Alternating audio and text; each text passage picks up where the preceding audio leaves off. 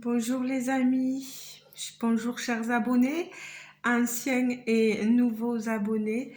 Alors aujourd'hui, je vous prends juste pour vous donner de mes nouvelles parce qu'en fait, j'ai eu un petit souci.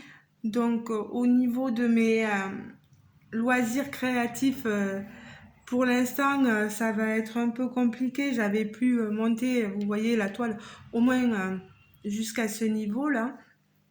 Mais là, j'ai un peu de mal parce qu'en fait, que je vous raconte, voilà, je vous montre. J'ai droit à une coudière. On est aujourd'hui le jeudi 23 ou 24, je sais plus. Voilà.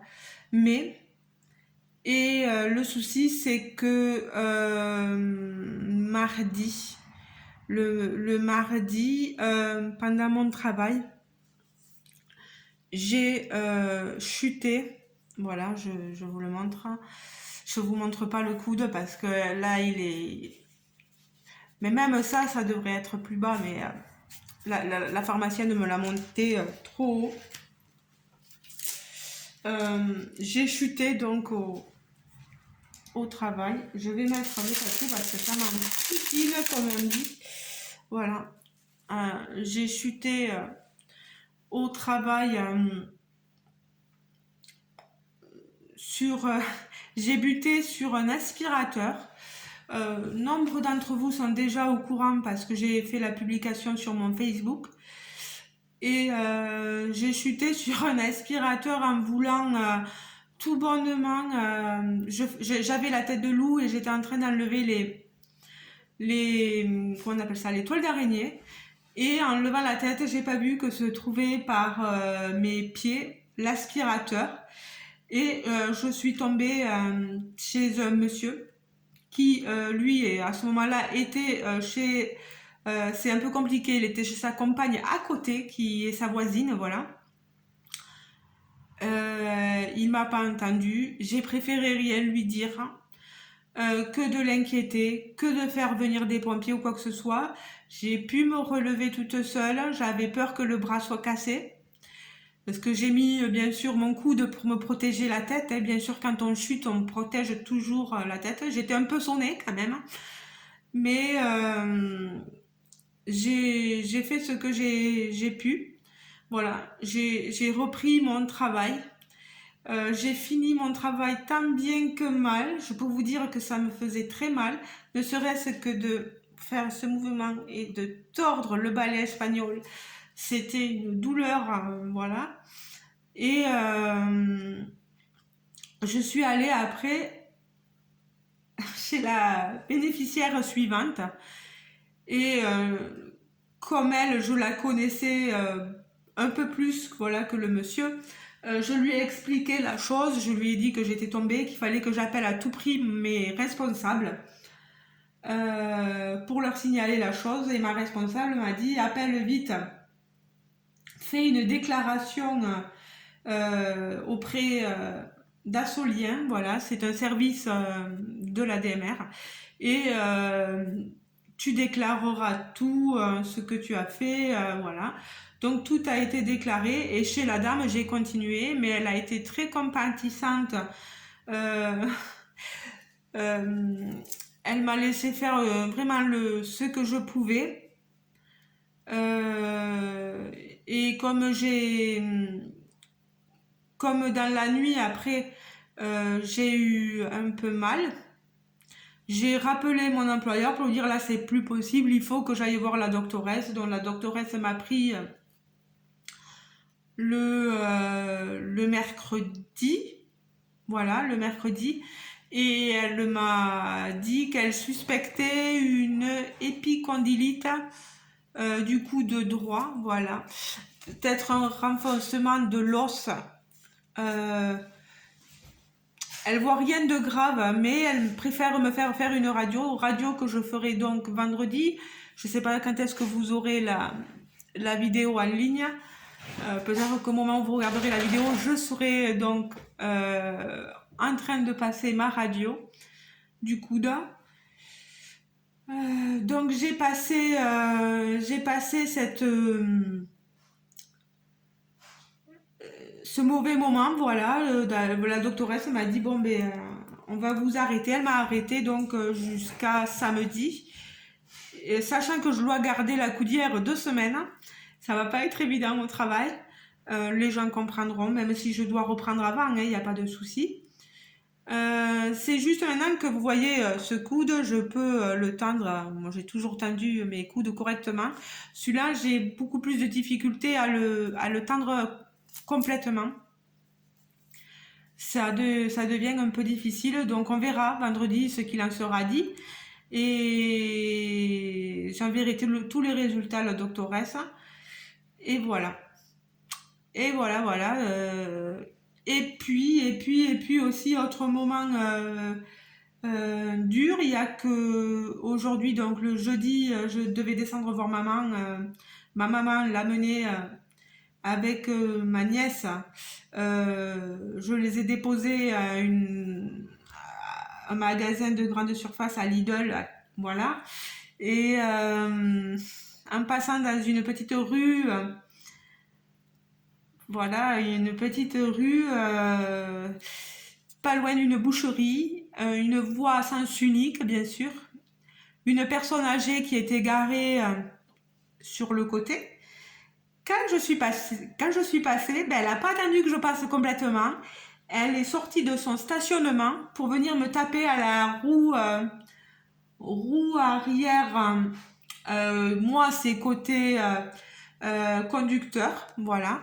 Une rue où on doit être limité à 30 km/h. Bien sûr, ce monsieur, enfin, je pensais que c'était une dame au début, me disait, vous alliez vite, hein, voilà. Je me suis poussée un peu pour me garer. Je suis descendue voir ce que j'avais, bien sûr. Je fais signe à la personne de s'arrêter, de venir faire un constat avec moi, et voilà. Et bien sûr, non. La personne décide de continuer sa route. La personne décide de pas m'écouter du tout. Donc, ce que je fais, je reprends ma voiture, hein, je remonte, je le suis. Hein, une personne âgée d'un peu plus de 85 ans. Je savais pas combien il avait, mais je savais que c'était quelqu'un de très âgé. Je l'ai suivi et écoutez, c'était une personne qui roulait à presque 10 ou 20 km/h, hein, pas plus.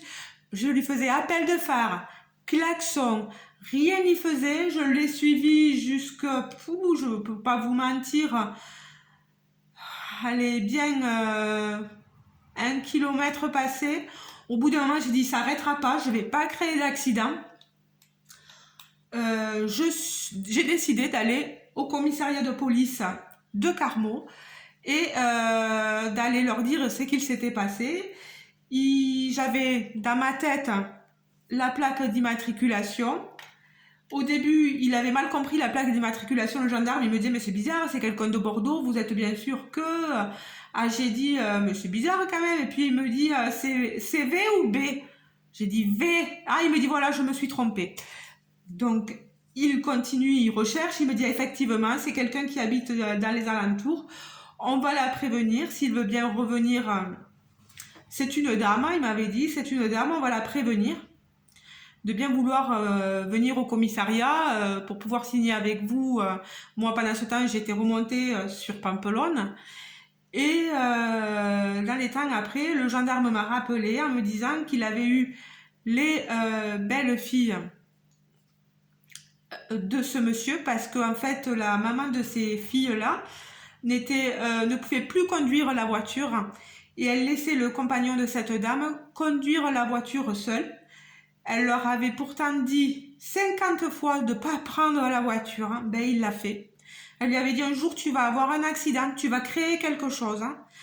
Et il l'a fait, il n'a pas écouté, vous voyez. Donc,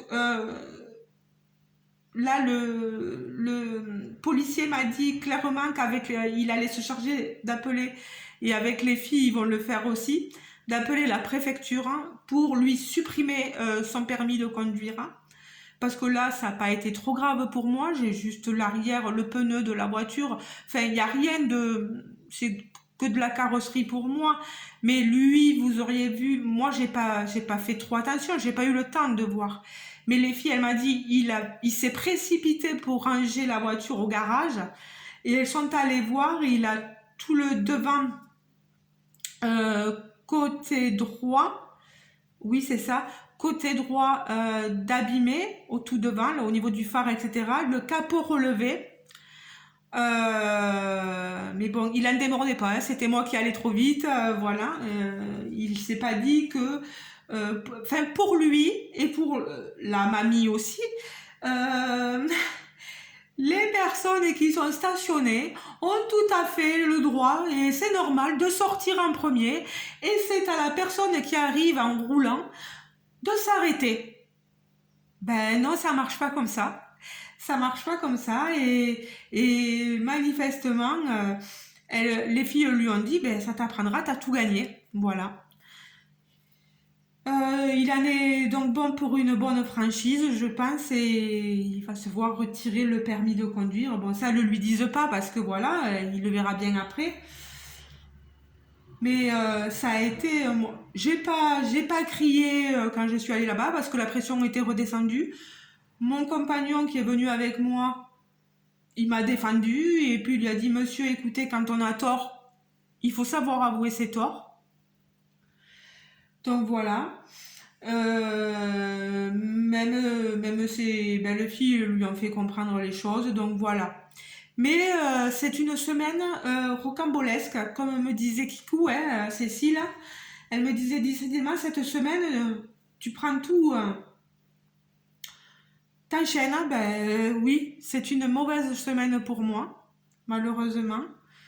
Quand j'ai prévenu ma maman, parce que ma maman est revenue à pied, hein, moi, n'étant plus là, je l'avais juste laissée au magasin et elle pouvait revenir à pied avec ma nièce après chez elle. Quand j'ai prévenu ma maman, elle m'a dit, mais c'est pas vrai, mais c'est ma faute, j'aurais jamais dû te faire venir, te dire de me déposer au magasin. Je lui ai dit, écoute, ça aurait pu arriver n'importe où, à n'importe quel moment. C'est juste que voilà, il y a des personnes qui font pas attention. Il y a des personnes très âgées qui continuent de conduire alors qu'ils n'ont plus les capacités.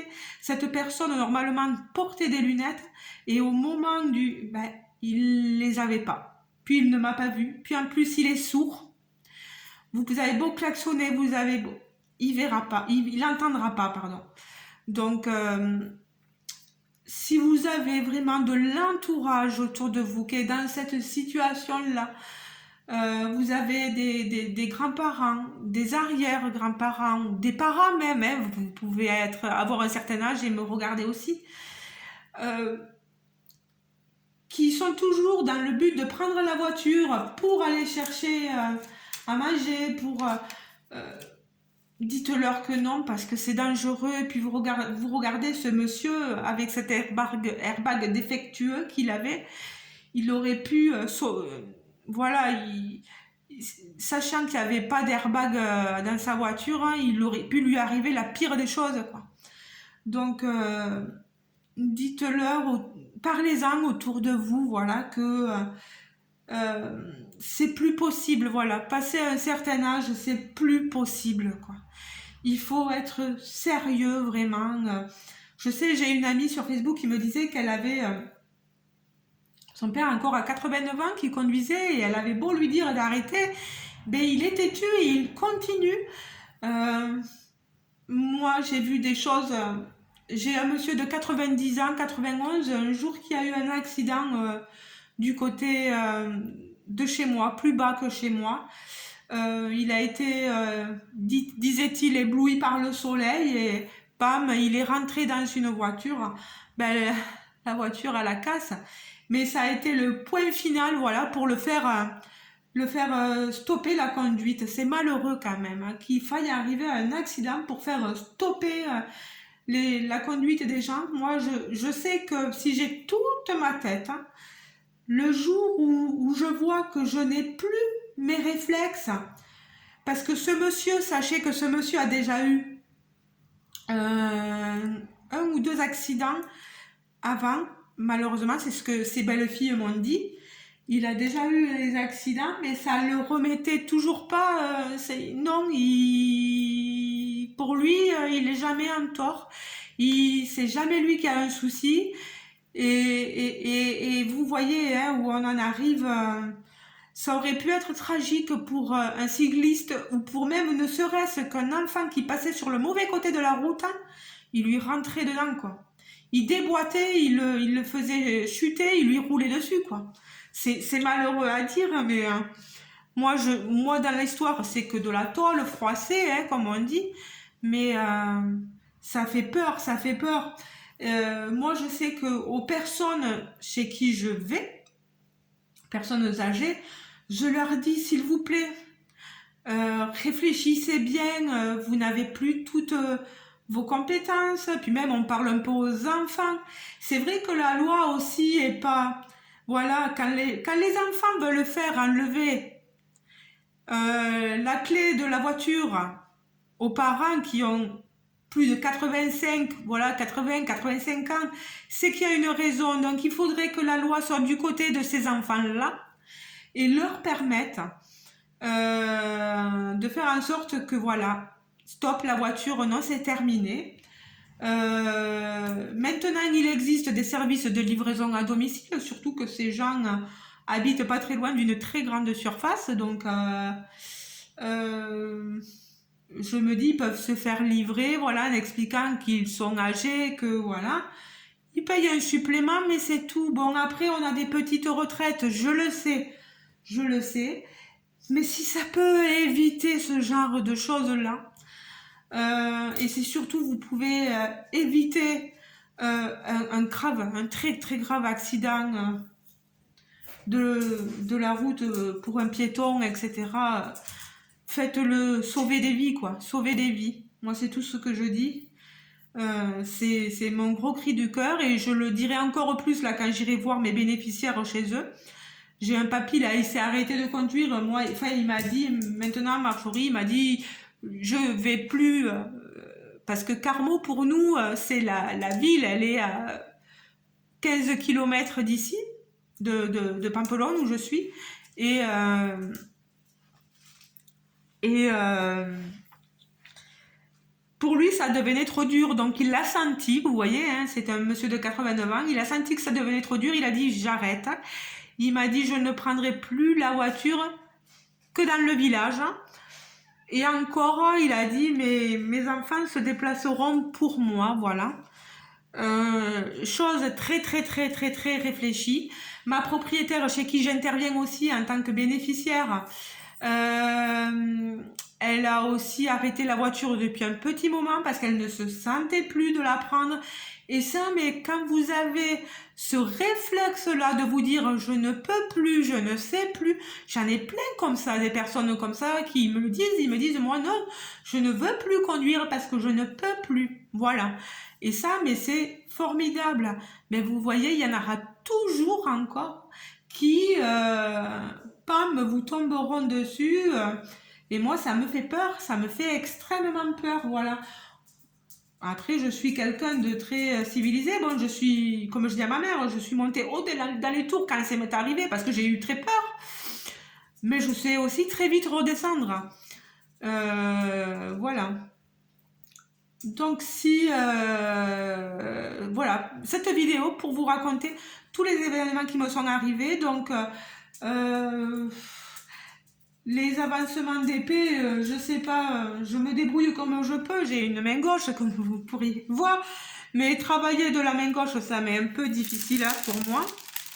Je peux prendre ma pince, mais au bout d'un moment, je vais avoir mal parce la cuillère, elle est assez serrée. Et c'est pas évident. Le point de croix, c'est pareil, hein, amusez-vous, là je tords le coude, vous voyez, j'arrive à faire ce genre de mouvement, c'est que rien n'est cassé. Mais on fait en sorte que les choses se passent. Donc je vous dis, demain j'ai enfin vendredi, j'ai ma radio et avec ça je saurai la suite des événements. Voilà, si on continue je continue à être prolongée ou si je reprends le travail avec ça. Voilà. Je peux pas vous dire plus. Peut-être qu'elle va me dire d'enlever la coudière que finalement ça sert à rien. Hein. Mais bon, je sais très bien, je le vois à la maison, que il y a des mouvements que aïe, ça fait mal, quoi. Donc, comme j'ai expliqué à ma responsable, il y a des mouvements. Elle me dit, ouais, mais les gens payent pour... Elle me disait, soigne-toi. C'est qui est super, voilà, elle m'a dit. Parce que tu sais quand même, les gens payent pour un service qu'on doit leur rendre et qu'il soit rendu correctement.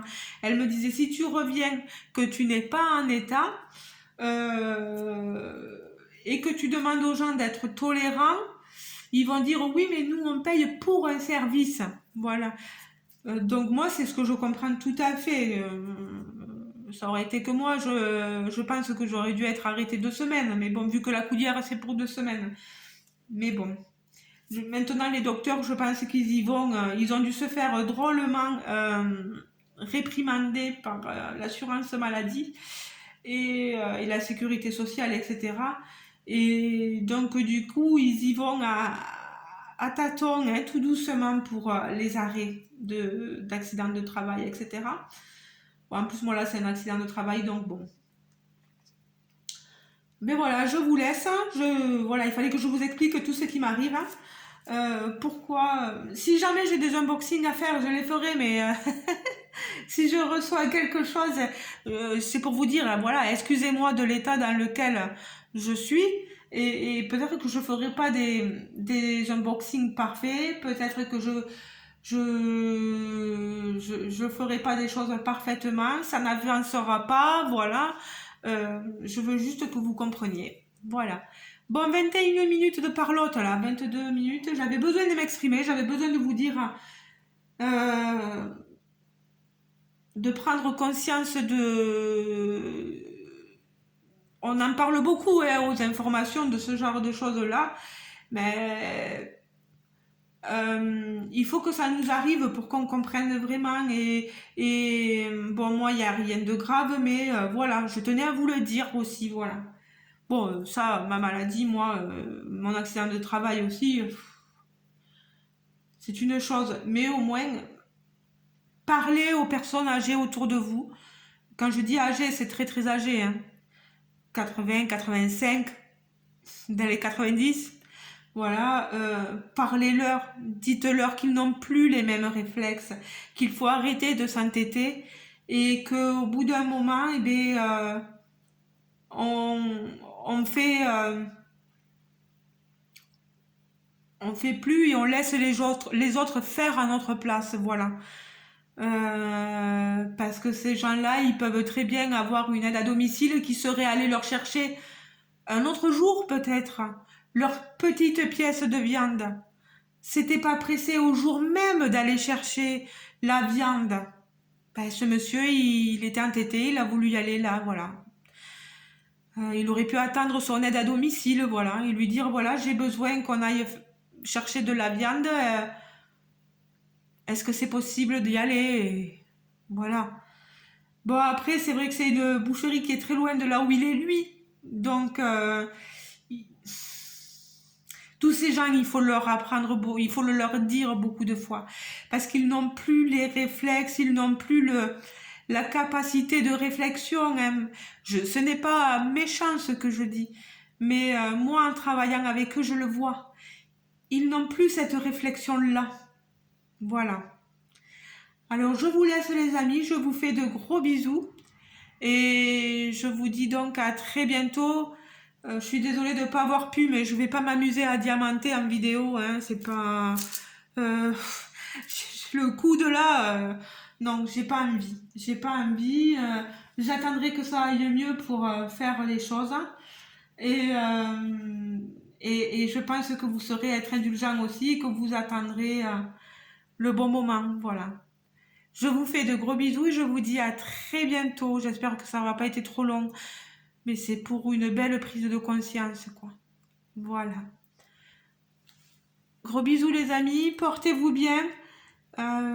Pour ceux qui ne seraient pas encore abonnés à ma chaîne, vous pouvez vous abonner, voilà. Je ne suis pas méchante, je ne mords pas, vous voyez, c'est juste là de la parlotte, mais d'habitude je propose différentes activités de loisirs, donc n'hésitez pas à vous abonner.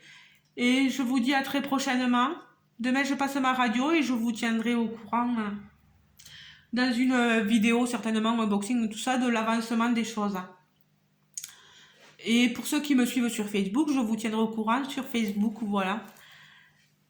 Je mets toujours mon Facebook, quoique non, pas toujours. Mais quelquefois, je le mets, mon Facebook. Donc, si vous voulez me rejoindre sur Facebook, n'hésitez pas. En plus, j'ai un groupe aussi qui s'appelle Passionnément Loisirs. N'hésitez pas à nous y rejoindre parce qu'on est déjà un peu plus d'une centaine dessus. N'hésitez pas à nous y rejoindre, voilà.